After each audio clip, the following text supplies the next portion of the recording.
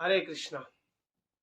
भगवान शिव समाधि में थे। भगवान शिव को कामदेव के द्वारा जगाया गया और देवताओं ने भगवान शिव के चरणों में प्रार्थना की, निवेदन किया कि शिव जी आप शादी कर लीजिए, हम सबका शादी में चलने का मन है, हम बहुत दिन से किसी की शादी में नहीं गए, अगर आप शादी करोगे तो हम आपकी शादी में चलेंगे, कृपया आप शादी कीजिए। तो शिव जी तो आशुतोष हैं, शिव जी तैयार हो गए शादी करने के लिए और वहां हिमालय के घर पे जाके स्वयं विधाता ब्रह्मा जी कंकुपत्री लेके वहां पर कंकुपत्री लिखने लगे, कंकुपत्री पढ़ने लगे, जो शादी के पहले प्रारंभ में किया जाता है। स्वयं विधाता चले गए और देवता इतने स्वार्थी कि देवता भगवान शिव को तैयार किए बिना दुल्हा को सजा ढजा के ले जाते हैं शादी में।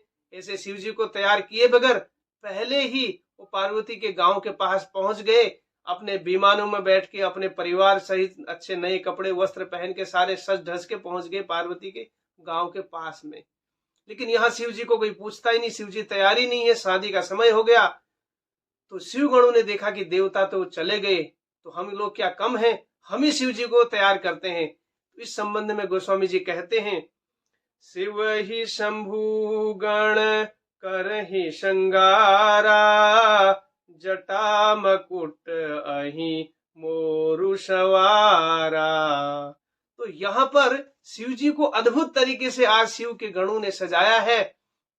शिव के गणों ने शिव जी को सुना था कि शादी के पहले स्नान करते हैं, तो शिव जी को स्नान के लिए बोला, शिव जी आप स्नान कर लीजिए। तो शिव जी बोले मैं नहीं करूंगा स्नान, मेरे को टाइम नहीं है, शिव जी राम नाम लेने में बिजी है। और इन्होंने देखा कि उस समय शिव जी तो स्नान करेंगे नहीं पानी से, तो शमशान से ताजी भस्म लेके आए और शिव जी के शरीर में डाला, तो शिव जी का स्नान करा दिया। और इन्होंने सुना था कि मकुट बनाते हैं शादी के समय, तो एक शिव जी के गण ने आया, पकड़ा शिव जी के जटा को, शिव जी के जटा को घुमा के मकुट बना दिया उससे। और गले में जो हार डालते हैं शादी के समय, सांप डाल दिया, एक भुजंग डाल दिया, और जो बाजूबंद होते हैं 4 छोटे छोटे सांप के बच्चे को लेके आए, दाएं हाथ में एक नीचे एक ऊपर, बाएं में एक नीचे ऊपर, 4 बाजूबंद भी लगा दिए। और कानों में जो कुंडल लगाते हैं उसकी जगह बिच्छू लेके आए, दोनों कानों में एक एक बिच्छू लगा दिया, जो काटने वाला बिच्छू होता है, बिच्छू लगा दिया। बहुत सुंदर लग रहे हैं शिव जी, वाह क्या श्रृंगार है बोल रहे हैं। शिव जी के गण बहुत प्रसन्न थे। और इस तरीके से हम देखते हैं संसार में जब शादी होती है तो दुल्हा हाथ में तलवार लेके चलता है। भगवान शिव ने त्रिशूल लिया था।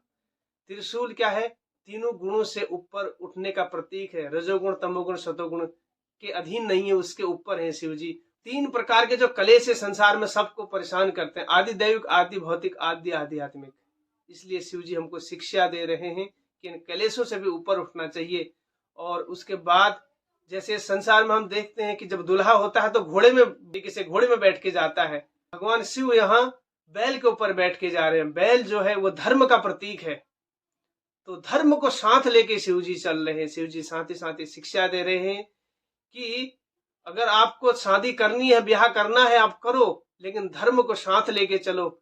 और शरीर को सजाना ढजाना भी है तो इतना सजाओ, जैसे कि आजकल होता है ना, देखते हैं हम लोग क्रीम पाउडर लगा के व्हाइट करने के लिए चेहरे को कितना घिसते रहते हैं लोग। इस तरीके से इन आभूषणों से सजाते हैं। लेकिन शिव जी शिक्षा दे रहे हैं कि शरीर को आभूषणों से सजाओ भी, लेकिन आसक्त मत हो। अगर आसक्त होगे तो जो भुजंग रूपक सर्प है वो हमारे पीछे मृत्यु के रूप में लगा हुआ कभी भी हमको वो डस सकता है।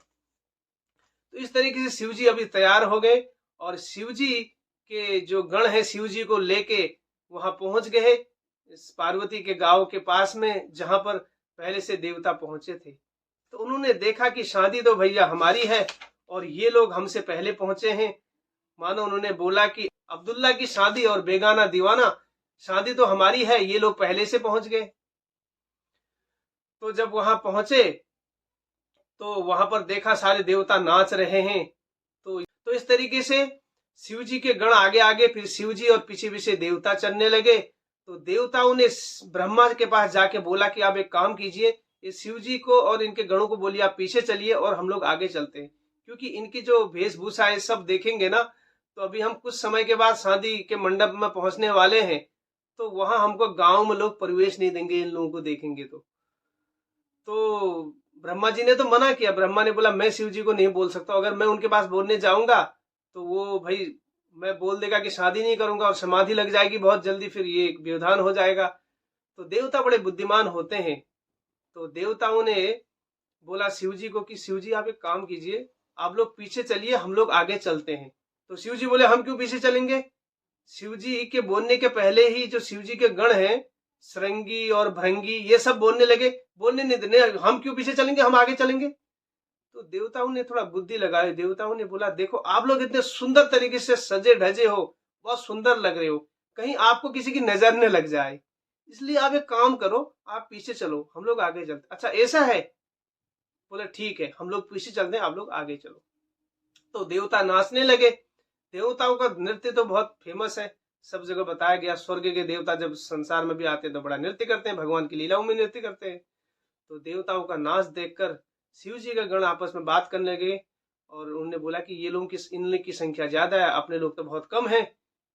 तो शिव जी ने श्रृंगी को इशारा किया, बुलाया, अपने लोगों को बुला लो। इसे सारे भूत संसार के सारे शमशान में जाके वहां पर जाके बोलने लगे कि मेरे भूत भैया, मेरे भूत बहन, हमारे भूतनाथ की शादी है, आप सभी लोग सपरिवार चलो। हमको इनविटेशन देने में थोड़ा देर हो गई, लेकिन आप सबको चलना है। तो भूतों के लिए क्या है, वो तो तुरंत बिल्कुल हवा में चलते हैं, तुरंत पहुंच गए। उसमें जानकारी के लिए बता दें आपको कि इंडिया के भूत तो थे ही, भारतवर्ष के भूत थे ही शमशानों में, जितने शमशान है। उसके साथ साथ Australia, England, Africa, Pakistan, Afghanistan, सारे जगह के भूत आए थे। मानो इंडिया के भूत बोल रहे हो हर हर हर हर महादेव, और विदेश के लोग तो भूत तो जानते नहीं है कि वो हर हर महादेव उनसे बोला नहीं जाएगा, वो हिंदी जानते नहीं है, वो बोल रहे हाय हाय हाय हाय। तो इस तरीके से यह बहुत बहुत ही सुंदर तरीके से सारे भूत आ गए। सारे भूत आ गए, अब सारे भूत डांस करने लगे, नाचने लगे। तो ये भूतों का डांस थोड़ा अद्भुत था। किसी किसी भूत का क्या था कि शिव जी के गणों का क्या था, भूत का किसी किसी का गला ही नहीं था, बिना गले के नाच रहा था। किसी के चार चार सर थे, कोई इतना पतला था और कोई इतना मोटा था, जब सांस लेता था तो आगे के लोग ऐसे गिर जाते थे, 2-3 लोग ऐसे गिर जाते थे। तो उसके बाद जब ये बारात आगे बढ़ने लगी, शिव जी की बारात, जिसमें भूत गण पिशाच सब थे, और इसमें ब्रह्मा थे, विष्णु थे और स्वयं शंभु थे। तो जब आगे चलने लगे नाच नृत्य करते हुए, ये लोग ऐसे नृत्य कर रहे थे, कुछ भूत तो अपने हाथ में सर को लिए, अपने हाथ में सरों को लेके ऐसे बॉल की तरह खेलते खेलते जा रहे थे। किसी किसी के शरीर में पूरा खून ही लगा था, रक्त लगा था। ये अद्भुत अलग ही रूप था, और ये अलग अलग तरीके से डांस करते हुए, नृत्य करते हुए, इस तरीके से सारी बारात आगे बढ़ रही। जैसे ही बारात मंडप के पास में पहुंची, वहां भी तैयारी चल रही थी। तो पार्वती के घर में भी वहां तैयारी चल रही थी। तो वहां पर कुछ बच्चे परेशान कर रहे थे, कुछ 10-15 बच्चे से परेशान कर रहे थे, कुछ करने नहीं दे रहे थे। बारात के समय होता है ना, कई लोग झुंड बनाते हैं, बच्चे लोग आते हैं, कुछ ऐसे शरारत करते हैं। तो बच्चों को बोला कि आप देख के आओ बारात कहां पर पहुंची है। तो उसमें से 15-20 बच्चे आए थे। तो जैसे पास में पहुंचा, इन लोगों को नाचते हुए भूत प्रेतों को देखा, शिव जी के गणों को देखा, तो देखते देखते क्या है, उसमें से 10-15 तो वैसे ही मूर्छित होकर वहीं गिर गए, और उनमें से 4-5 वापस गए। तो उनको पूछा क्या हुआ, तो वो बोल ही नहीं पा रहे थे। उनको 108 डिग्री से ज्यादा बुखार हो गया था। बोलना चाहते थे, बारात कैसी एक्सप्लेन करना चाहते थे, लेकिन कर ही नहीं पा रहे थे। तो इस तरीके से जब होता है ना, जब बारात और आगे बढ़ने लगी, तो कुछ लोग गाड़ियों को इधर से उधर से निकालते, वहां पर भी कुछ लोग गाड़ी लेके आए थे, देख रहे। जैसे ही लोग आगे बढ़े, इनके शिव जी के गणों का डांस देख के कुछ लोग गाड़ी की चाबी आबी फेंक के ऐसे भाग के चले। बोले भाई गाड़ी तो बाद में खरीद लेंगे, पहले जान बचनी चाहिए हमारी। तो शिव जी बोल रहे हैं श्रृंगी को, अपने गण को, कि ऐसा क्यों रहे, गांव में हम जैसे आगे बढ़े तो लोग गिर रहे हैं, ये गांव में ऐसी रिवाज है क्या, लोग गिर जाते हैं इधर। तो श्रृंगी ने बोला शिव जी ये रिवाज है नहीं, लेकिन आज हम आए हैं तो आज से इधर परंपरा बन गई है, ऐसी रिवाज बन गई है, ये हम लोगों का प्रताप है। तो इस तरीके से जब ये बारात पूरी जब मंडप में पहुंच जाती है, और वहां पर देवगण आगे आगे, पीछे शिव जी के गण, और शिव जी और मैना जो है पार्वती की माँ, वो हाथ में आरती की थाली लिए तैयार है, दूल्हा आएगा उसकी आरती करूंगी। तो उन्होंने देखा कि भगवान विष्णु सबसे पहले है, उनको लगा कि यही दूल्हा है। तो जैसे आरती एक राउंड घुमाया था, तो भगवान विष्णु ने मैना का हाथ पकड़ लिया, बोला माँ मैं नहीं, जो असली दूल्हा है वो तो पीछे से आ रहा है। तो इतने में मैना की जो सखियां थी, वो मैना से कहने लगी देखो आप कितने भाग्यशाली हो, आपके दुल्हा की बारात में जो लोग आए हैं वो इतने सुंदर हैं, तो दुल्हा कितने सुंदर होंगे।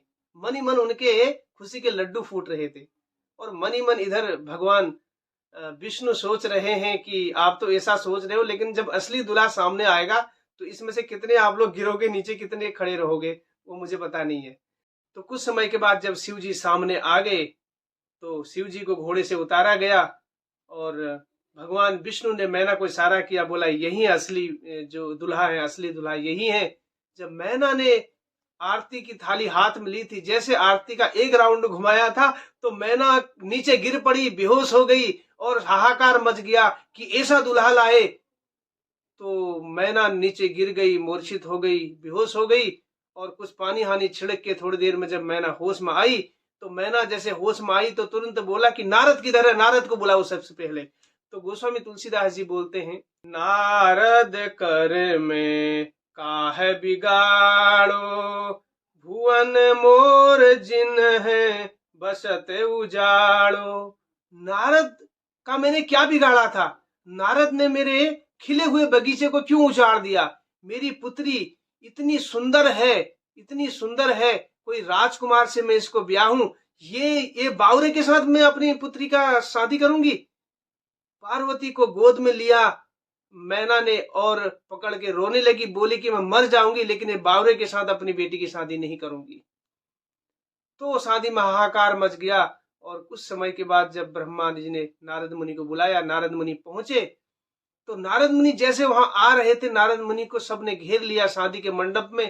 तो नारद मुनि को बोलने लगे कि यही दूल्हा मिला आपको, ऐसा बावरा मिला आपको? सब लोग बोलने लगे, लड़की के तरफ के सारे लोग चिल्लाने लगे कि तुमको ऐसा ही बावरा मिला और कोई दूसरा नहीं मिला था, तुमने पार्वती के मन में क्या डाल दिया? तो जब नारद मुनि पहुंचते हैं, शांति से वहां आते हैं, तो नारद मुनि तत्व ज्ञान से मैना को समझाते हैं कि ये साधारण कोई मनुष्य नहीं है, ये स्वयं सदाशिव हैं, देवादिदेव महादेव है।